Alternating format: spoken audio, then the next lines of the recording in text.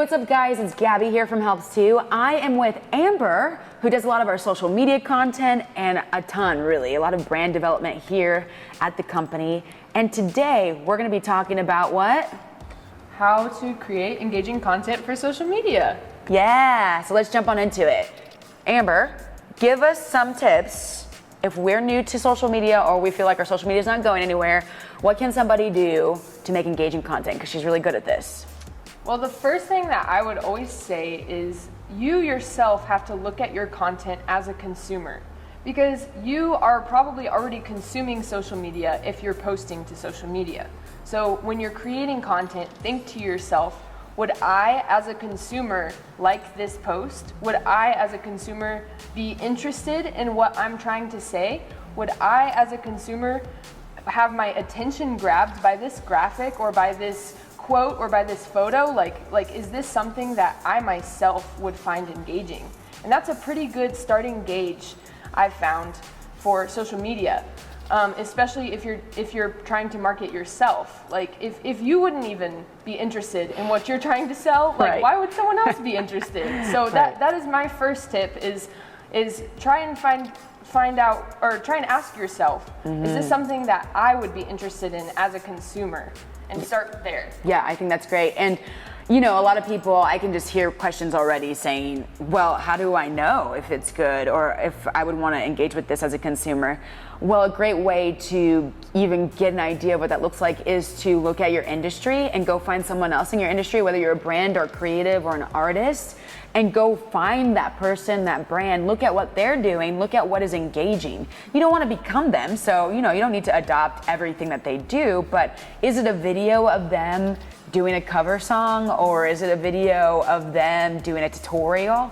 Well, if it's really working for them in your industry, people are looking to that specific type of content as what they need. So you should start thinking along the similar lines as this person. It's just a great indicator looking at other people in your industry. What's another tip?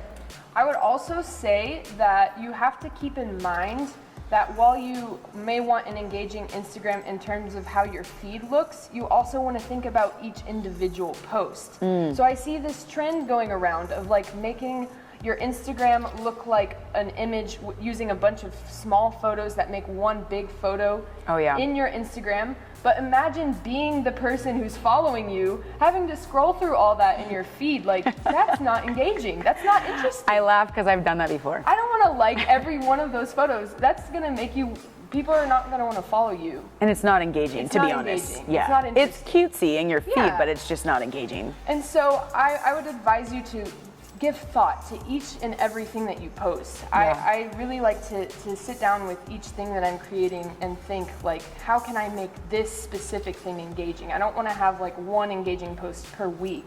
Yeah. I want every single thing that I post to be interesting and eye-grabbing, not just like, one thing once in a while. Yeah, and I think another tip to add to that is, does your post, what you're doing, does it add value to whoever is going to receive it? You know what I mean? If it's just something that you like, that could be cool, but nobody else could care. Or maybe they do. It depends on if it's adding value to that person's life, and you have to think about your industry. For example, I'm in music, Amber is in design and illustrations, and so when I personally as a musician think value, people want to see songs that lift them up, people want to see fun. I do a lot of sing-offs with my friends and stuff like that. Those are super engaging. Yeah. People love them. And but what I like, is sometimes a picture of my food, and it has nothing to do with them, So being able to differentiate, hey, I like this, but they don't really, and getting a vibe and a feel for what your audience likes to see.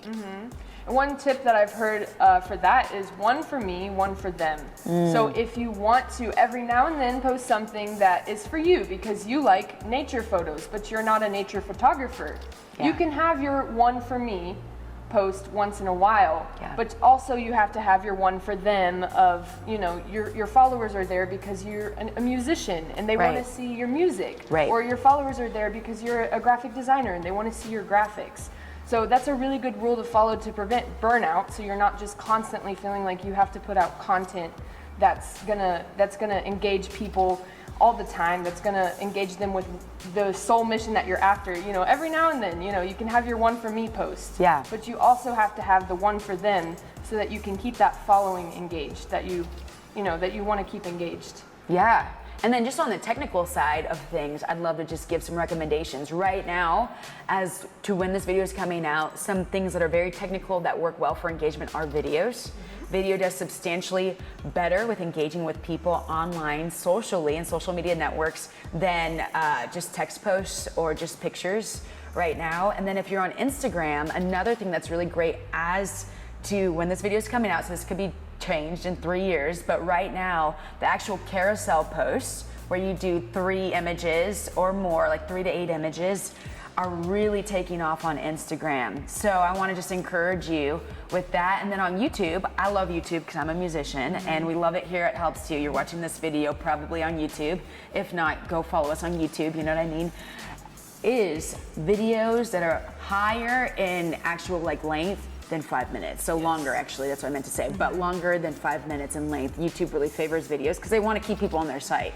So just be thinking, whatever social media site I'm going to be using, a lot of these sites are for profit, so they're trying to keep people on their site. So the more you keep someone on their site with your content, the more engagement the site's going to allow you to see. Yeah. Anything else you want to say? I think that's all I've got. That's awesome. Well, I'm Gabby. This is Amber at Helps Too. Make sure you subscribe, and we will see you in our next video.